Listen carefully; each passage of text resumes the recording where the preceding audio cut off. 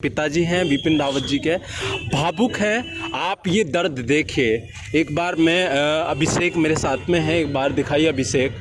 और उनकी आंखों का जो आंसू है, क्या कोई पूछ पाएगा? जो दर्द है वो आप सहन कर पाएंगे? जो वो जिस पीड़ा से वो गुजर रहे हैं, जो सरकार और सरकार के सिस्टम को कहीं ना कहीं आंसू ये हिला देंगे। आप देखिए, आप ये आंसू को क्या वापस दिला सकते हो? खुशियाँ जो विपिन रावत के साथ वो लगातार मना रहे थे, आप दुख देखिए, क्या कोई इन दुखों को बांट सकता है? तस्वीर देख रहे हैं आप, जो तस्वीर देख रहे हैं ये देहरादून के पटेल नगर हॉस्पिटल इंद्रेश की तस्वीर है, जहां पर विपिन रावत के परिजन बैठे हैं धरने पर। और क्या वजह है, क्यों यहां पर वो धरने पर बैठे हैं? असल में क्या हुआ, दून दरबार में एक मामला हुआ जहां पर विपिन रावत खाना खाने के लिए गया था और वहां पर कहासुनी हुई और उसके बाद में एक शख्स ने उसके साथ में बदतमीजी की और वहां पर बेसबॉल मारा गया, कोई बैट मारा गया, जिससे कि वो घायल हो गया और इतना ज़्यादा घायल हो गया कि उसकी आज मौत हो गई और इंद्रेश में उसका इलाज चल रहा था। लेकिन यहाँ पर जो परिजन धरने पर बैठे हैं, कहीं ना कहीं उनका बड़ा आरोप है कि पुलिस ने कहीं ना कहीं उसको सेटलमेंट करने की कोशिश की। और लगातार परिजन जो कह रहे हैं वो कह रहे हैं कि हमें इंसाफ मिलना चाहिए, जिस प्रकार से पुलिस काम कर रही है, और विपिन रावत को इंसाफ मिलना चाहिए। विपिन रावत चमोली का रहने वाला है और देहरादून में वो लोग यहाँ पर लैब टेक्नीशियन में काम कर रहा था, एक लैब में काम कर रहा था। लोगों यहाँ पर जो परिजन है उनसे बात कर लेते हैं। ये क्या हुआ विपिन रावत जी के साथ में, थोड़ा सा आप बता दीजिएगा। विपिन रावत जो है, अब ये तो मेरे को मालूम नहीं क्या हुआ, लेकिन मुझे घर में फोन आया।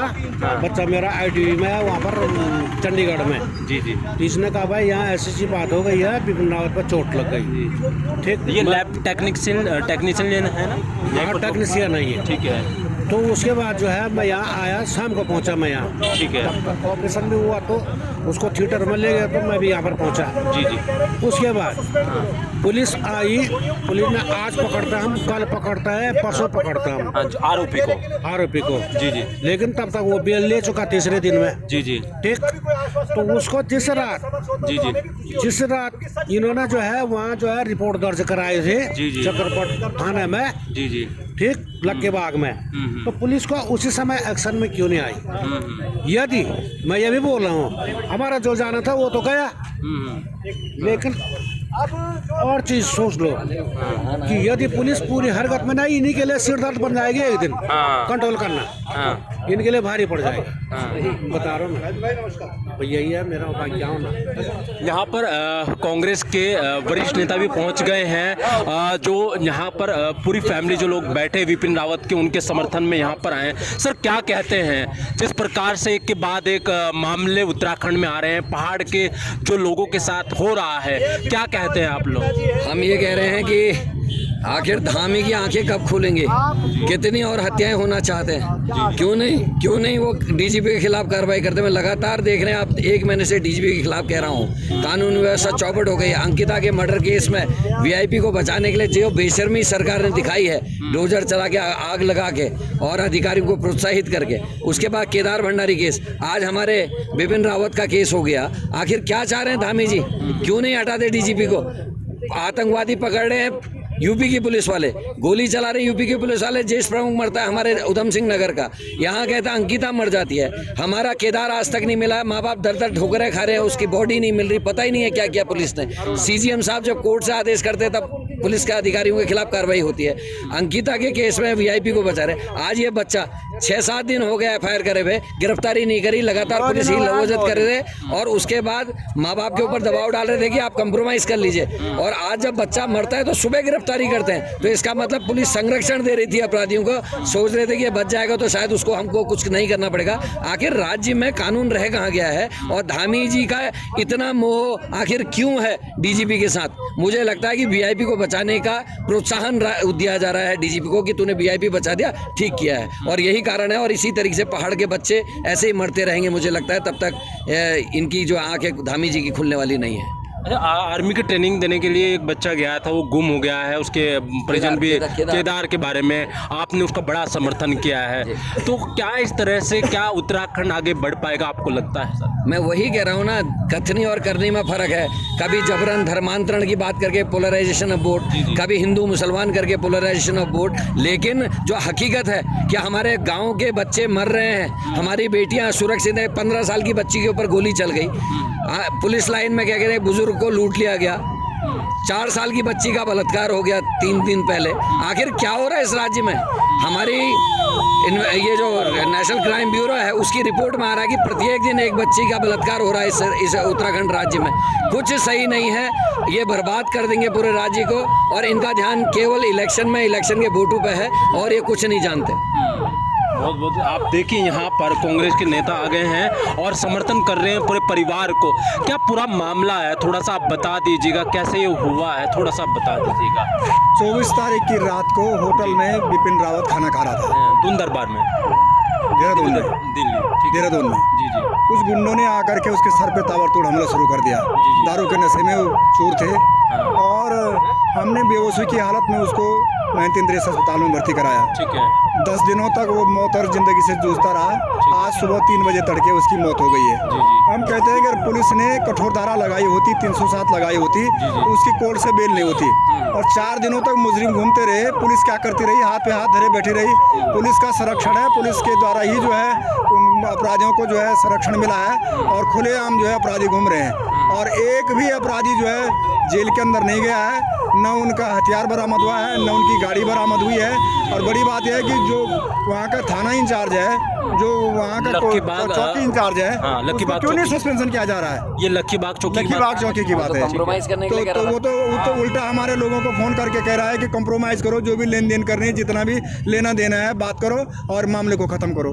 तो ये हाल है, कानून व्यवस्था की ये हाल है। अच्छे दिनों की सरकार बैठी हुई है और लोगों के साथ ऐसा न्याय हो रहा है, कानून व्यवस्था को जूतों के नीचे रौंदा जा रहा है। ये सरकार के हाल है। तो हम कहना चाहते हैं कि पहले तो लक्कीबाग का जो चौकी इंचार्ज है वो सस्पेंड हो, और जो अपराधी हैं, जो खुलेआम जिन्होंने वारदात की है, उनको जो है अरेस्टिंग हो और उनको मौत की सजा हो।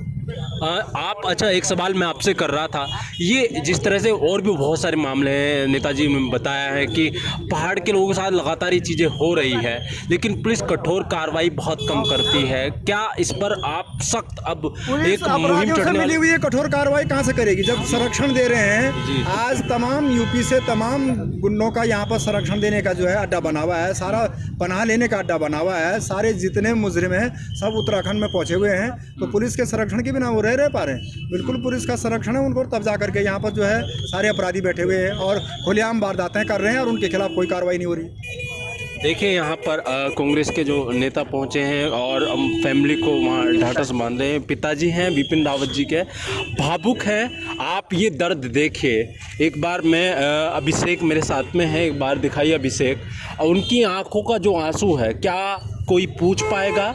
जो दर्द है वो आप सहन कर पाएंगे? जो जिस पीड़ा से वो गुजर रहे हैं, जो सरकार और सरकार के सिस्टम को कहीं ना कहीं आंसू ये हिला देंगे।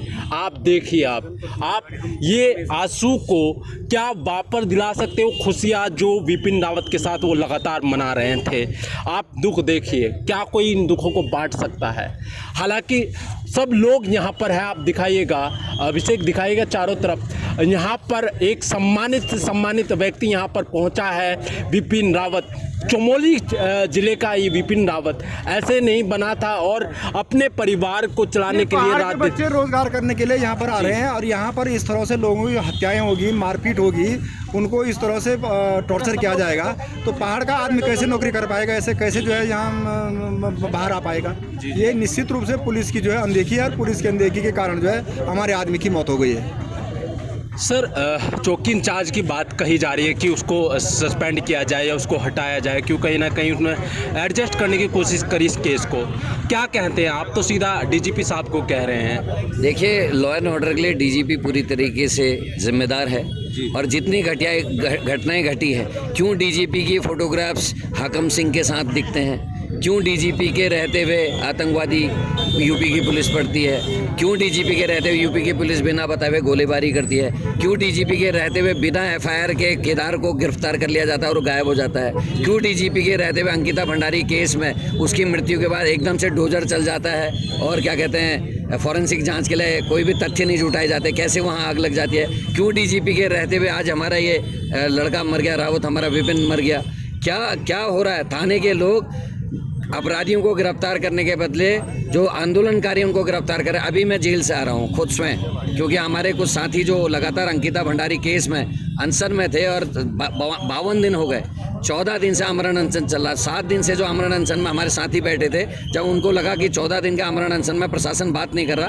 वो राज्यपाल महोदय के दरवाजे पे सुबह 5 लोग अनशन करने आए ताकि शायद गवर्नर साहब सुन लें, लेकिन उनके संग मारपीट हुई और उनको थाने ले गए। जब मैं उनकी हालचाल पूछने गया मुझे भी गिरफ्तार किया गया और मेरे तमाम साथी जो थे हम सबको गिरफ्तार करके पुलिस लाइन लाया गया और डीजीपी के मुझे लगता है कि निर्देश होंगे कि हम अपने विपिन भंडारी की इस केस में यहाँ मदद करने ना आ सके, क्योंकि मेरे बड़े भाई हमारे जो विधायक हैं वहाँ के हमारे भंडारी साहब राजेंद्र भंडारी जी वो यहाँ बैठ गए थे साथियों को लेके, तो मुझे भी यहाँ आना था, लेकिन मुझे बहुत बमुश्किल वहाँ से मैं आ पाया यहाँ। और लगातार डीजीपी की तरफ से कोशिश हो रही कि मामले को दबाया जाए, हर मामले को दबाने की कोशिश हो रही है। हम इसीलिए कह रहे हैं किसी योग्य व्यक्ति को यहाँ लाना चाहिए। ये जो चौकी इंचार्ज है वो लगातार उनके पिताजी से कह रहा था कि साहब आप कंप्रोमाइज़ कर लीजिए, ख़त्म कर दीजिए मामला। इतनी गंभीर चोटों में बच्चा अस्पताल में था और आज लड़ते लड़ते वो बच्चा मर गया, नहीं जीत पाया अपनी चोटों को, और आज क्या कहते हैं उसकी गिरफ्तारी हुई। क्यों नहीं पहले गिरफ्तारी हुई, क्या कारण था और क्यों ऐसे चौकी में ऐसे इंचार्ज बैठाए गए जिनको तमीज़ नहीं है। मैं आया देखिए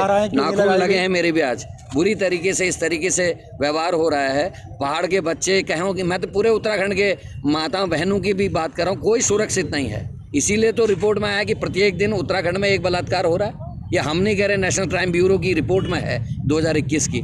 और अंकिता का केस, पिंकी का केस, जगदीश आर्या का केस, आज विपिन रावत का केस, आखिर कितनी मौतें सहने के मूड में हमारे मुख्यमंत्री जी क्यों कार्रवाई नहीं कर रहे हैं, ये समझ से परे है।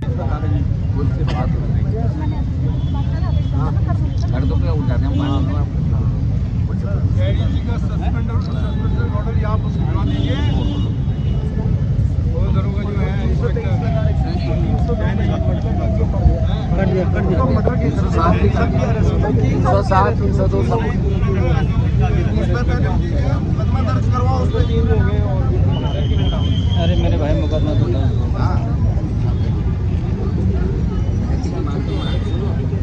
भाई 307 तो विधायक जी ने जब कहा तभी लगे, मेरी बात होगी, मैंने बहुत कर दी है, सस्पेंशन किया अभी जैसे आपके साथ गिरफ्तार नहीं हुए हैं 3 लोग जो मौत से मिलने, हमारी बॉडी नहीं है और लोगों के भी परिवारों की बॉडी है ना, मतलब आप और हम लोग हम एक सी चीज़ें झेले जिनके